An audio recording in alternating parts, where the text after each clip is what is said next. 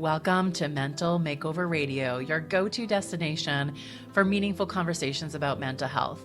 I'm your host and your trusted therapist bestie, Cecilia Manella. Join us as we explore the complexities and messiness of human experience by addressing your questions and concerns. I'm here to provide a straightforward and practical therapy advice. So grab your favorite beverage, whether it's tea, coffee, or whatever tickles your taste buds, and get ready to embark on a mental makeover. Hello and welcome to Mental Makeover Radio. I'm your host, Cecilia Manella. Thank you for being here today and listening to today's episode. We are diving back into a listener's question. It has been a few weeks since we've done that, so we're back at that. We are taking in a question from Nicole, and she says, I'm a recovering people pleaser. I'm now divorced and I'm dating midlife and notice I have difficulty asking to have my needs met or even really expressing that I have needs at all. How do I work through this? First off, I want to say thank you for submitting your question, Nicole, and for being brave enough to ask this question. I believe that a lot of listeners, and especially women, will resonate with this question. Although people pleasing is not a gendered thing, so it doesn't mean that men don't do it. It just seems to be a little bit more predominantly something that women struggle with. So we are going to dive into people pleasing. And the thing is that we all actually people please. It's a matter of how much we're actually sacrificing our needs to please another person. So we all do it, and it's all on this continuum. So I think we need to start with understanding people pleasing, and then we can discuss how to get comfortable with connecting to your needs and expressing them in any type of relationship. People pleasing is really an adaptive coping skill. Okay, so it can come from childhood or it can come in adulthood. It's not really, specific to either or. How is it an adaptive coping skill? Well, people pleasing is a reaction to rejection or a reaction to being excluded. And it's a pathway to get love, to get value, to get belonging, to get safety, to basically be seen in any relationship. Now, as you can see, that can happen when you're younger. It can happen as an adult. So essentially what people pleasing is it's focusing on another's needs, desires, their wants at the expense of your own. So in childhood, this can be learned by having parents who needed their child to adapt to their needs more often than the parent adapting to a child's needs. So what happened is a child then learned that focusing on their parents' needs gave them a sense of belonging and approval. In adult relationships, this can show up when one partner is a little bit more self-focused, maybe a little bit self-centered, leaving the other partner to sacrifice their own needs in order to keep the peace, in order to get love, or to avoid conflict, to feel safe, or to just simply maintain the relationship.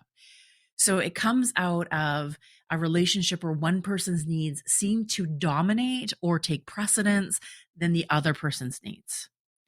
So at the core, people pleasing offers us a promise of sorts.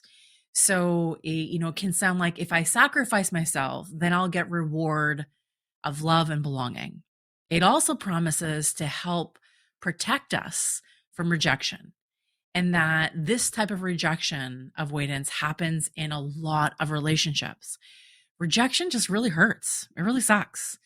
And we will pretty much do many, many things to avoid it. People pleasing comes, into a relationship and becomes a key to avoid rejection from this other person. So people pleasing is this way of creating connection, but it comes at the expense of the person who is people pleasing. And so you're sacrificing yourself to get connection with the other person in this relationship. And the more and more we do it, becomes more habitual. Okay. Now, again, we all people please to a certain extent. We are social creatures. And at the core of who we are, we fundamentally need to belong and feel loved and safe. That's really just a core human need.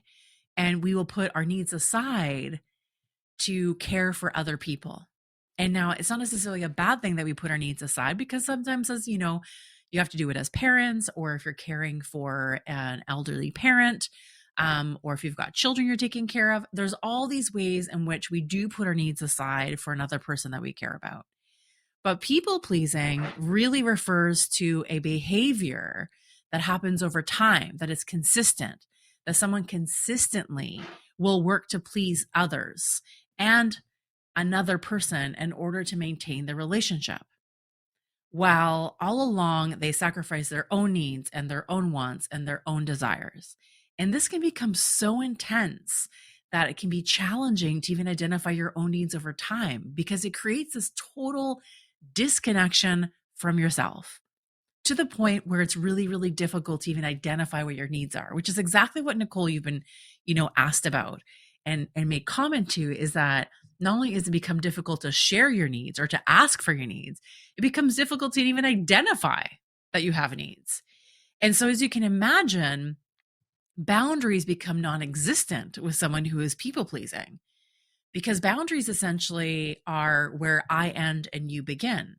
And people pleasing has no room for your own needs.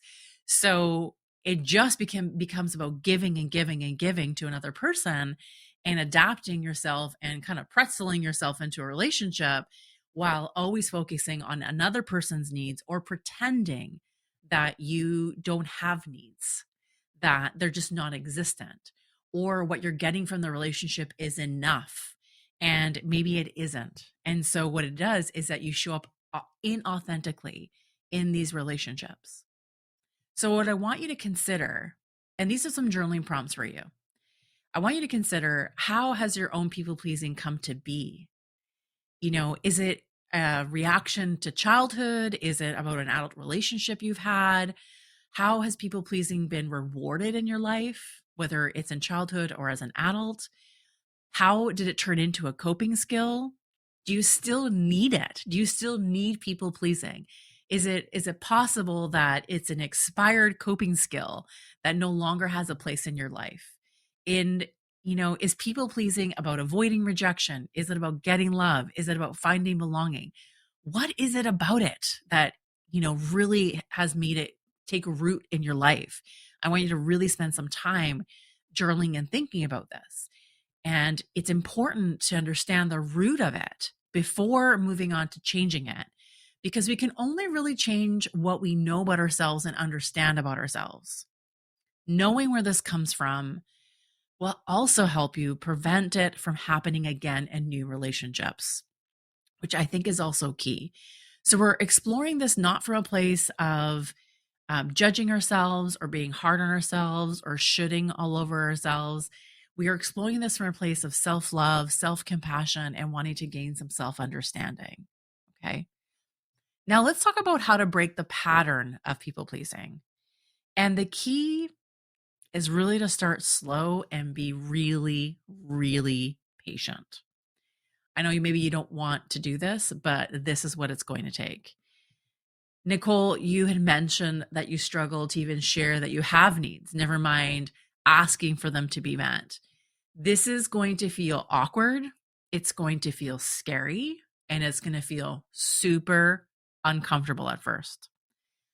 Over time, you build courage, and like any kind of other muscle that you exercise, it will get stronger and easier over time.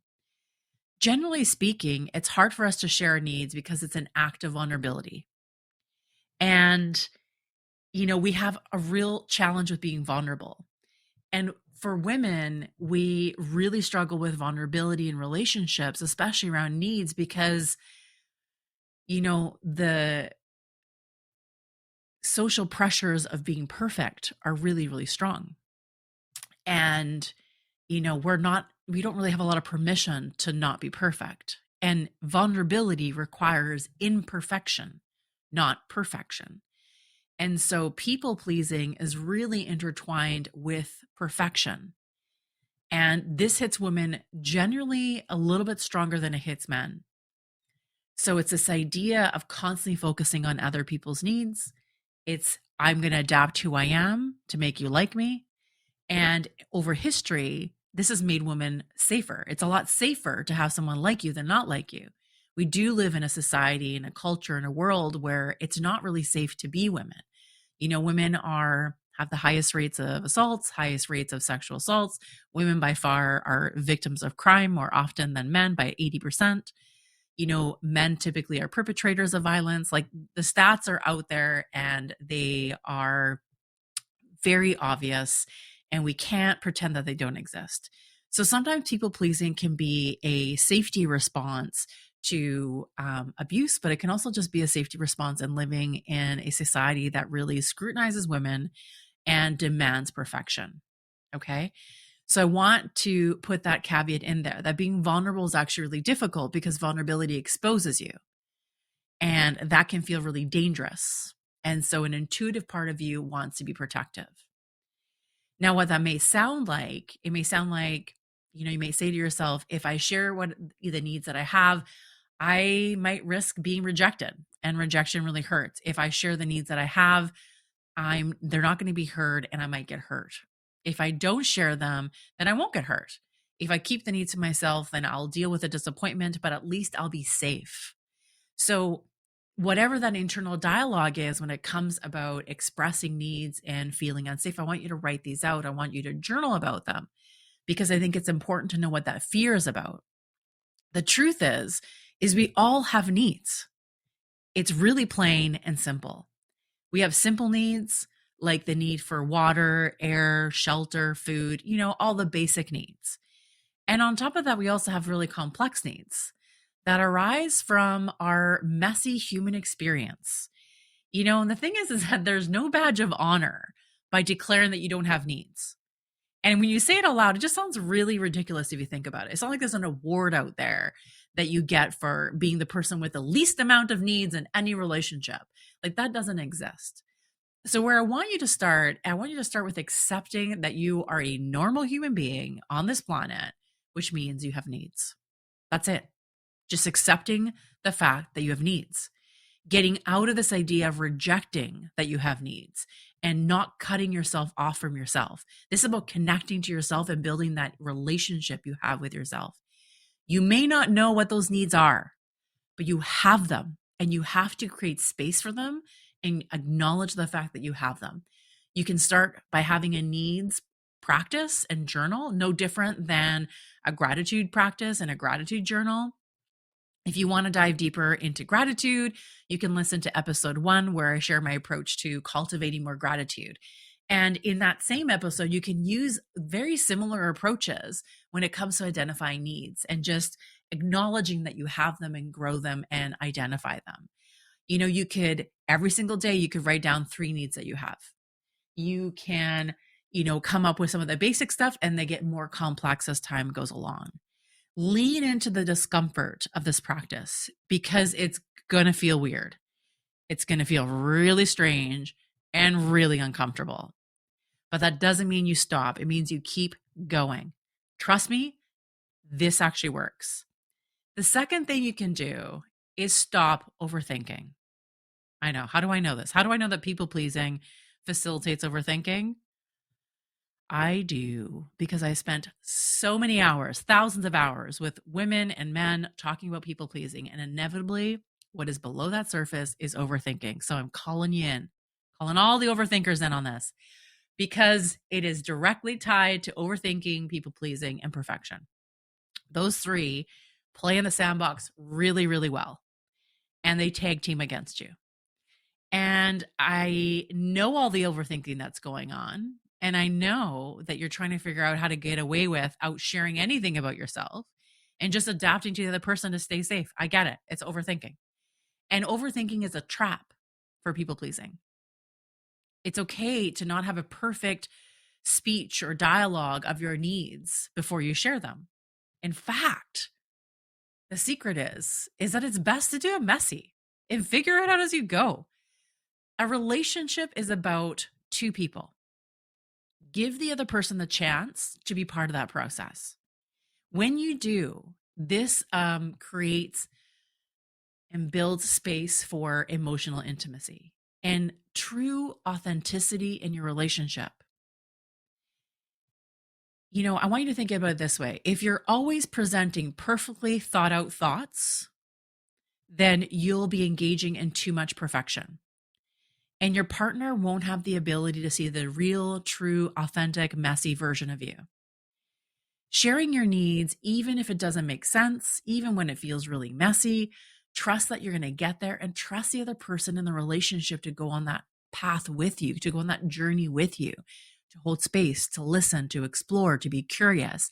You have to trust that person, then trust that relationship. If you don't trust that person, then you need to explore the nature of that relationship and if it's even safe at all for you to be in it. And if it is, then you have to lean into the discomfort of talking it out and not presenting it perfectly. I want you to think about relationships being that something is co-constructed between two people. So this means that both people come into this relationship messy. Now, Nicole, you mentioned you've been divorced and you're midlife. Life, we all have baggage at that point. We're not young in our 20s and have, barely any history on this planet. By the time in your midlife and your divorce and your new relationships or dating, we've got a lot of baggage. And some of that stuff is what makes us so amazing and beautiful and attractive and engaging. And the things that we think are ugly to look at is what the other person finds intriguing about us. We don't see ourselves through the eyes of the other person. And I really wish that we could. I mean, I think it would be such a fabulous experience to spend 10 seconds and being able to see ourselves through the eyes of another. Because I think that we would notice and be shocked that it's our messiness, that it's our imperfection, that it's our quirkiness, that it's our needs, our wants, our desires, and our dreams that are the most attractive to the other person. It's not our perfection. And it's not the things that we think make us attractive, because the other person finds those things that we try to hide. And they're the ones that find that to be the most endearing. And we are loved because of those imperfections. We're not loved despite them. So if this is a trusting relationship, then it's worthwhile being messy in. It's worthwhile not overthinking the perfect way of presenting it. And the challenge is that if people pleasing has shown up in past relationships and they haven't gone really well, then maybe it's time to do something different. Maybe it's time to, just experiment a little bit and try doing something maybe a little bit radical, maybe a little bit brave and bold, and just putting your crazy, messy needs out there to see what actually happens. Maybe it's worth it. Lastly, I want you to really realize that needs are not constant. And, they're forever changing and evolving.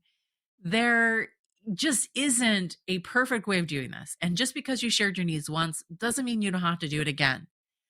Life is so challenging and our needs are always changing and evolving.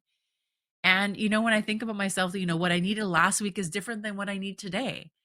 And I have to not only be comfortable with my needs changing, I also have to get comfortable with sharing them as they change. The biggest setup for failure in any relationship is expecting the other person to just know, to assume that they should know because you told them once 2 years ago, 5 years ago, 10 years ago, or 6 months ago. We can't assume that the other person is going to be able to remember all of our needs because they're focusing on their own needs. So it's our job to ensure that we give permission to ourselves and others that our needs are changing and evolving over time. We also can't assume that the other person will be able to meet our needs. So we're so scared of rejection. And so we people please as a way to avoid rejection. And then when we share our needs, we have this weird assumption that someone's going to meet them because we have spent, as people pleasers, you spend years meeting somebody else's needs. So there's this narrative that if I show up and I'm like, ta-da, here are my needs, that the person is going to automatically somehow meet them. But the truth is they have a right to say that they can't, or that they aren't able to meet your needs in that moment in time without it being a rejection of you as a person. I want you to hear that again. We have to know and assume that the other person won't always be able to meet our needs. And they have a right to say that they can't or they aren't able to meet them at that time, without it being a rejection of you as a whole person on this planet. It's not overly personalizing someone's boundaries. So we get so comfortable not having boundaries as people pleasers. We assume that other people's boundaries mean it's a personal rejection of the entire person who I am, without really hearing that what they're saying is they can't meet our needs, or maybe they're not able to meet our needs in that moment in time. Sharing your needs with those that care about you is essential, and building an authentic connection. Okay. If you aren't sharing your needs, then the other person doesn't really truly know you. They only know the version of you you're willing to show them. You deserve to have a deeply connected relationship in your life. You deserve to have multiple deeply connected relationships in your life, with intimate partners, with friendships, with your children, coworkers, and that requires a lot of messiness in the process. Remember that perfection is the enemy of connection. Ditching the people pleasing and perfection and embracing the messy, it's important, because it's in that messy that you find the love and joy and belonging and safety. And if you're not showing up messy, I want you to think about, what are you presenting in your relationship? Do they truly know you then? Are you allowing that person to see not just the well put together pieces of you, but the messy pieces of you too? Because that's what makes you a whole person. That's what makes you your uniqueness. That's what someone wants to see in a relationship. That's what they want to connect to. And if you're not sharing your needs with that person, then how authentic is your relationship if it's not a little bit messy? Now, that's scary, and it can be quite terrifying if you're not used to it. So again, I want you to start off slow, and I want you to take small steps, and I want you to accept the fact that you actually have needs, and start there, and doing some writing and some journaling and working your way through it. Practice sharing your needs, maybe with friendships or in situations that feel less risky.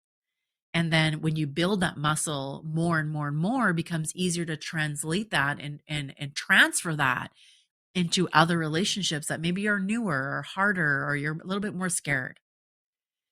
I hope I've made a good case for jumping into the deep end of this pool and trying your hand at sharing your needs and wants and desires in your relationships. I know that it can be hard, and I know that you have the power to choose your hard. People pleasing's hard.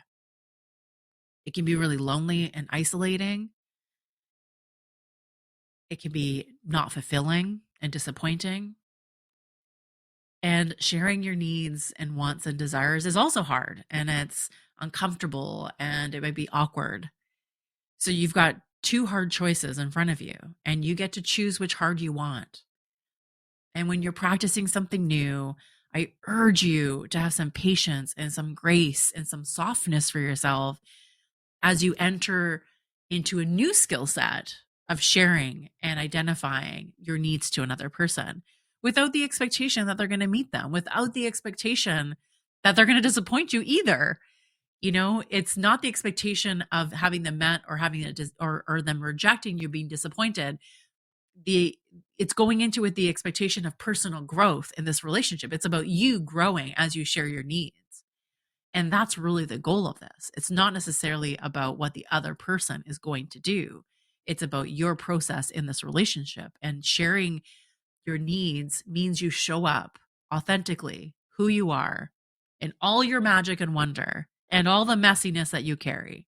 You show up as a whole person in this relationship. I hope you've enjoyed today's episode, and take this as a call to action to dive into more sharing in your relationships and taking a little bit of a risk and see what happens. If you'd like your question to be featured on the podcast, there's a convenient link in the show notes for you to submit your question. I would love to hear from you. This podcast, is what it is because of the questions submitted by listeners. Thanks again for being part of the Mental Makeover community. Until next time, be bold, be brave, be well.